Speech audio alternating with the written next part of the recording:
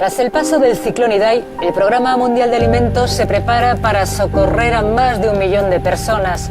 Mozambique es una de las emergencias que atiende esta agencia de Naciones Unidas, según la cual el año pasado 113 millones de personas padecieron hambre aguda. La agencia acaba de publicar un informe donde señala las principales causas de la hambruna en el mundo. En primer lugar, los conflictos, que afectan a 74 millones de personas, seguido por el clima y la crisis económica. Yemen, devastado por la guerra, encabeza la lista de los 53 países que requieren asistencia alimentaria. Y según la agencia, la población más necesitada se concentra en 5 países de África. Afganistán y Siria se sitúan a poca distancia, lo que convierte a Asia Occidental y Oriente Medio en las siguientes regiones más afectadas. En la última década, los gastos de asistencia humanitaria han aumentado más del 120% y la lucha contra la inseguridad alimentaria debe considerarse como un factor clave para la gestión de los flujos migratorios. Para sumergirnos en la temática, es necesario que se defina el término de hambre, que según la Real Academia Española, el hambre es definida como la escasez de alimentos básicos que causa carestía y miseria generalizada. Si se relaciona con el concepto de seguridad alimentaria, el hambre es entendida de manera más visible y urgente. Se entiende sin lugar a dudas que afecta biológica y psicológicamente a la persona y a su descendencia. Además, otro término importante es el de hambruna, siempre definida como un proceso o resultado de la secuencia de procesos y sucesos que reduce la disponibilidad de alimentos o el derecho de alimentos, causando así un aumento notable y propagado en la mortalidad. Para continuar, hablaremos un poco acerca de las causas que provocan la hambruna. En primer lugar, tenemos los conflictos armados. Esto, a su vez, provoca un efecto dominó que acaba dinamitando a los estados y sobre todo al estado nutricional de los niños. En segundo lugar, tenemos la inseguridad alimentaria. Esto aumenta durante los conflictos porque la población, que muy a menudo practica la agricultura de subsistencia, no puede cultivar. También tenemos la inflación, que se dispersa sobre todo en estados como Sudán del Sur, donde ha rozado el 100% de la media en 2018. Y por último, tenemos también que muchos centros de salud quedan inutilizados, por lo que los niños no pueden recibir la atención médica necesaria. Causa número 2. El hambre y el cambio climático. Los países con mayor incidencia de desnutrición infantil suelen ser muy propensos a sufrir sequías. Esto no solo perjudica a las cosechas, sino que también reduce la disponibilidad de agua potable. Además, el cambio climático está agravando los efectos de la sequía. Además, añade nuevos factores de riesgo, ya que también provoca inundaciones inesperadas que destrozan los cultivos de un día para otro. Causa número 3. La inestabilidad política. En muchos de los países afectados es también parte del problema del hambre. La debilidad de las instituciones impide tomar medidas necesarias para luchar contra la desnutrición de la población, así como también el almacenamiento de alimentos para hacer frente en las épocas de escasez. Causa número 4. La pobreza y la exclusión. No es difícil entender que para un grupo de personas que viven, o mejor dicho, intentan sobrevivir con al menos $1.25 al día, el hecho de conseguir alimentos suficientes para alimentar a todo un grupo familiar es muy complicado. Con la mala alimentación, la salud es peor.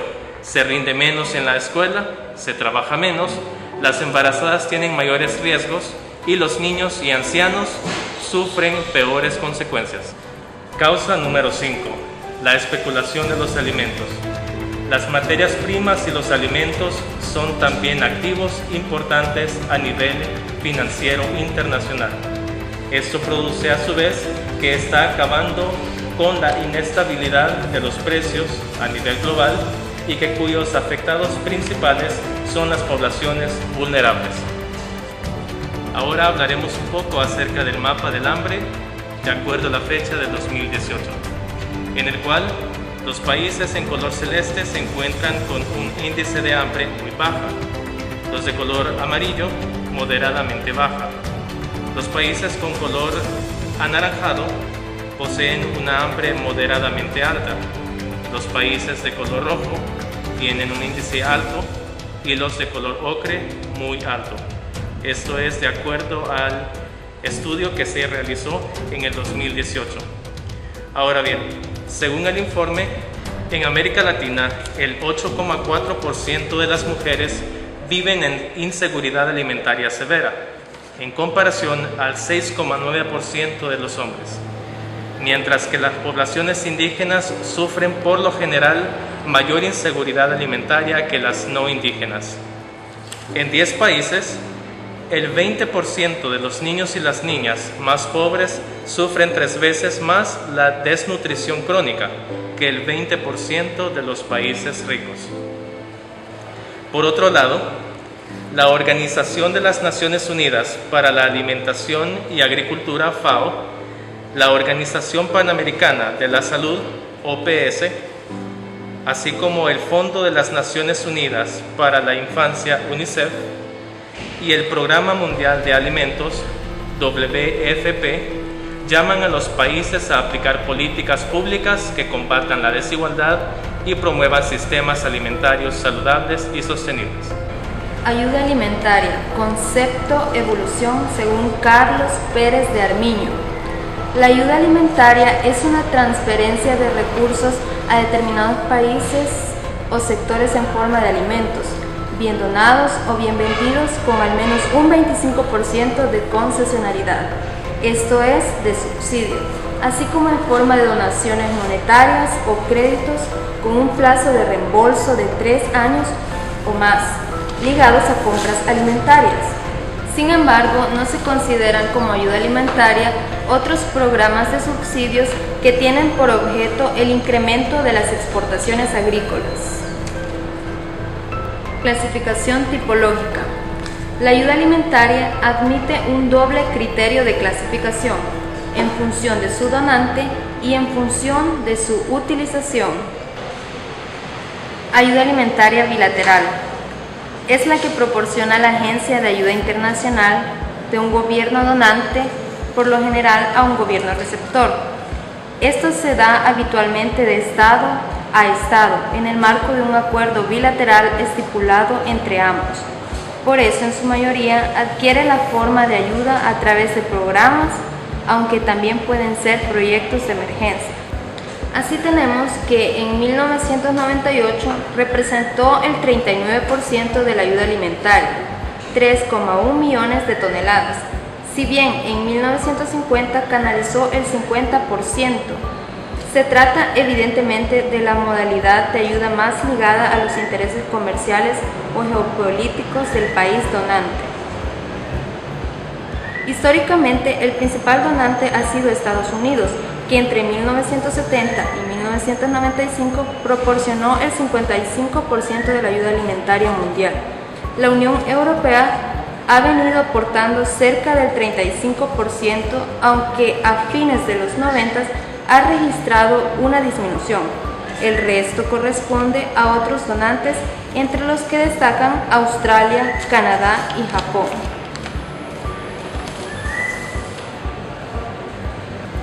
Ayuda alimentaria multilateral. Es la realizada por las agencias internacionales, sobre todo por el PMA, Programa Mundial de Alimentos. En 1998 distribuyó el 96% de la ayuda multilateral, correspondiendo el resto a otras agencias como UNICEF, el ACNUR, Alto Comisionado de las Naciones Unidas para los Refugiados, y el PNUD, Programa de Naciones Unidas para el Desarrollo. La ayuda multilateral ha ido creciendo y representa hoy en torno a 1/3 de la total, concretamente un 35% en 1998. Ayuda alimentaria no gubernamental, distribuida a través de ONG, habitualmente actúan como canales de distribución de la ayuda bilateral y multilateral, aunque a veces disponen también de recursos propios. Su peso se ha multiplicado desde los años 80, llegando a superar el 20% del total de la ayuda, un 26% en 1998. Las ventajas que suelen ofrecer son flexibilidad, independencia política, rapidez operativa, reducida burocracia, relación directa con organizaciones y población locales, etc. Por otro lado, en función de su utilización, la ayuda alimentaria presenta tres tipos de ayuda: la ayuda por programas, la ayuda por proyectos y la ayuda de emergencia. La ayuda por programas es enviada a granel de forma bilateral de un gobierno a otro para que éste ponga a la venta en el mercado, por lo que no está orientada específicamente a sectores vulnerables. Por otro lado, la ayuda de proyectos es un tipo de forma directa a objetivos específicos de desarrollo y a beneficiarios seleccionados entre los sectores vulnerables. Y por último, la ayuda de emergencia se da como donaciones gratuitas para los que sufren una crisis alimentaria derivada de un desastre. La ayuda alimentaria por programas. ¿Pero qué es la ayuda alimentaria por programa? Bueno, esta es una forma de la cual es enviada de forma bilateral de un gobierno a otro para que ésta se ponga a la venta en el mercado, por lo que no está orientada específicamente a los sectores vulnerables. Esta se concede para propósitos de desarrollo general del país. La ayuda alimentaria por programa se orienta a incidir en factores macroeconómicos como lo son presupuesto nacional, balanza de pagos y precios. Los beneficios obtenidos se destinan a un fondo de contrapartida en moneda local que se utilizan para fines acordados por ambas partes, frecuentemente proyectos de desarrollo o de seguridad alimentaria. La ayuda alimentaria por programas.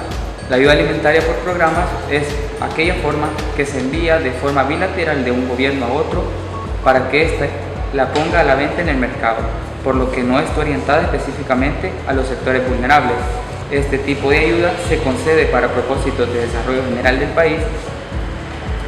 La ayuda alimentaria por programa se orienta a incidir en factores macroeconómicos como lo son presupuesto nacional, balanza de pagos, precios, entre otros.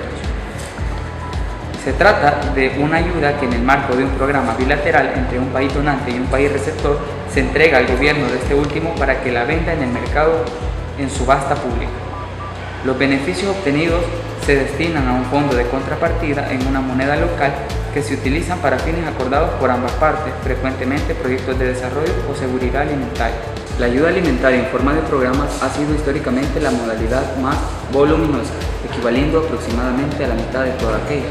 Sin embargo, su fuente de disminución durante los años 90 ha provocado que en los últimos años represente solo un tercio de la carga, exactamente un 31% en 1998, habiendo sido rebasada por la ayuda en emergencia y ocasionalmente también por la de proyectos. La ayuda por programas se traduce en un beneficio económico que resulta bastante homologable a la ayuda financiera. Es por ello que en muchas ocasiones se confunde con ayuda financiera y puede contribuir al sostenimiento de políticas de desarrollo y seguridad alimentaria del gobierno receptor. Es por esta razón que hablamos de ayuda financiera en términos alimentarios. La ayuda alimentaria por proyectos. Esta suele orientarse de forma directa a objetivos específicos de desarrollo y a beneficiarios seleccionados entre los sectores vulnerables. Los proyectos presentan un alcance más restringido geográfica y socialmente, dirigiéndose a determinados grupos en función de su situación de vulnerabilidad. La ayuda por proyectos tiene tanto una mayor capacidad de llegar directamente a los pobres. La ayuda por proyectos ha sido tradicionalmente y sigue siendo la segunda modalidad más cuantiosa, por detrás de la ayuda por programas en el pasado y de la de emergencia en los últimos años. Esta ascendía a un poco más de un 20% de la ayuda alimentaria total. En el decenio de 1989 a 1998 representó una medida del 32%. En ese mismo porcentaje, el correspondiente al año de 1998. Sus principales ejecutores son el Programa Mundial de Alimentos y, de forma creciente, las ONGs.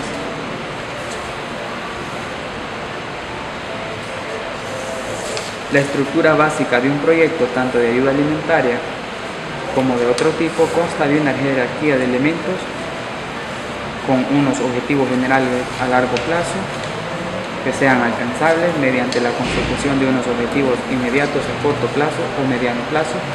Deben ser pocos, realistas, claros y verificables, los cuales requieren un logro de varios resultados producidos por la realización de determinadas actividades hechas posibles mediante la provisión de un cierto insumo. Para que los proyectos tengan un impacto positivo, es esencial que no se trate de acciones aisladas y discontinuas, sino que estén insertos en programas con una serie de orientación más global y medio o largo plazo. Programas de lucha contra la pobreza, de seguridad alimentaria o de retorno a refugiados, entre otros. Bajo esta premisa, lejos de ser un medio meramente asistencial, debe ser como una poderosa herramienta para la dinamización y desarrollo de los sectores vulnerables. Tercero, la ayuda alimentaria de emergencia. Esta básicamente consiste en donaciones gratuitas a los afectados por crisis alimentarias puntuales y hambrunas en situaciones de desastre, motivadas por catástrofes naturales o por conflictos armados. Se trata de intervenciones urgentes por un periodo reducido, generalmente unos 6 meses y a veces hasta un año, que constituyen un componente importante del conjunto de la ayuda humanitaria y dentro de la acción humanitaria. En las décadas pasadas, la ayuda alimentaria de emergencia fue la modalidad más reducida, por detrás de la de programas y la de proyectos, abarcando aproximadamente el 15% o 20% del total de la misma. Sin embargo, su peso ha aumentado desde las hambrunas africanas de mediados de los 80 y sobre todo con el incremento del número de crisis humanitarias durante los años 90. De este modo, en 1998, con al menos 3 millones de toneladas, llegó a representar el 37% de toda la ayuda alimentaria y a ocupar el primer puesto de toda la ayuda alimentaria. Asimismo, tenemos que la ayuda alimentaria posee criterios operativos. Para el autor Carlos Pérez de Armiño, estos van a ser bastantes, pero es necesario subrayar que algunos de estos son criterios que deben seguirse para fin de minimizar sus posibles prejuicios y que resulte una útil para el desarrollo y la seguridad alimentaria. El primero de ellos es la pertinencia o no de la ayuda. El segundo es la cantidad de suministros. El tercero, la selección de los alimentos. El cuarto, el lugar de compra de los productos. El quinto es la eficiencia. El sexto es la fecha oportuna y su duración. El séptimo es la selección de beneficiarios. El octavo es la sostenibilidad y participación. El noveno es el género. El décimo es la monetización de la ayuda. El onceavo es la distribución de alimentos o de dinero. Y el doceavo es la combinación de otros tipos de intervención.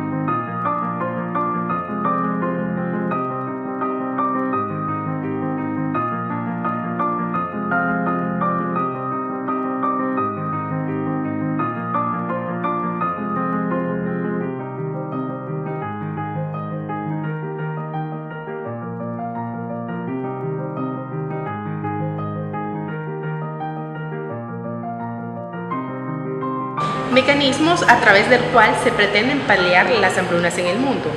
Como punto A se encuentran los proyectos de comida o dinero por trabajo. Estos son proyectos en los que la ayuda se proporciona como un salario en especie o dinero, de forma que permiten transferir ingresos a sectores vulnerables, al tiempo que también construir infraestructuras públicas o reconstruir las destruidas por una catástrofe. B. Proyectos de distribución gratuita. Estos son proyectos de distribución gratuita de comida. Estas transferencias gratuitas son una forma eficiente de proporcionar ayuda de emergencia de forma rápida y barata durante un periodo de tiempo que va desde unos 6 meses, con un impacto inmediato con la mejora nutricional. Sin embargo, no suele tener impacto significativo en el desarrollo o en la seguridad alimentaria a medio y largo plazo.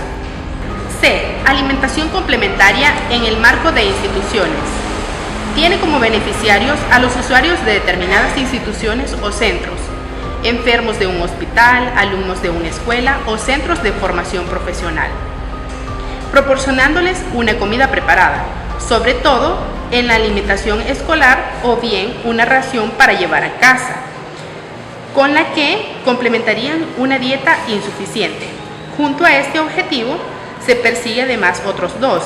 A. Posibilitar y animar a que las personas acudan a tales centros, estimulando la escolarización o la asistencia para realizarse revisiones periódicas. Como punto B, posibilitar que los receptores se beneficien mejor de los servicios de esas instituciones. D. Proyectos de nutrición y salud materno-infantil. Las beneficiarias de estos proyectos son madres pobres seleccionadas de zonas o aldeas deprimidas, que asisten a reuniones periódicas en las que se les instruye sobre temas de salud o nutrición, sobre el cuidado materno-infantil, el tratamiento de enfermedades diarreicas, lactancia materna, etc.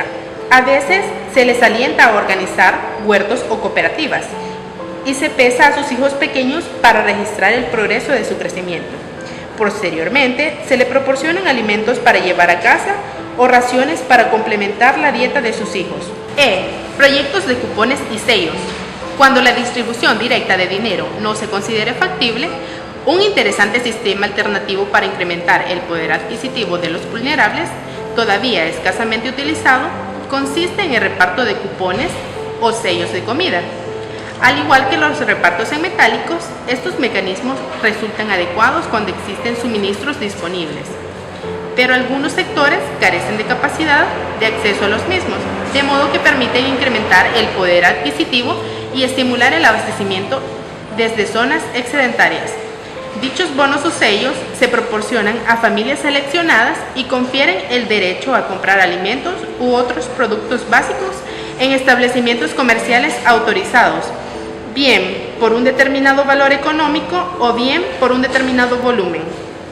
F. Ayuda a asociaciones, cooperativas y comedores comunitarios. Algunos proyectos, entre ellos muchos del PMA, proporcionan ayuda alimentaria a grupos, asociaciones o cooperativas, muchas veces de mujeres. Sus integrantes compran los productos generalmente a un precio inferior al del mercado, y los ingresos que se utilizan como capital para la compra de herramientas, equipamiento, con el que se iniciarán las actividades generadoras de ingreso. Tales grupos preparan comida utilizando los alimentos donados y otros productos locales y las venden a un precio inferior al del mercado para llevarlas a casa o consumidas en dichos comedores. El dinero obtenido se utiliza, por ejemplo, para la concesión de microcréditos con los que financiarán actividades productivas. G. Proyectos para refugiados o desplazados.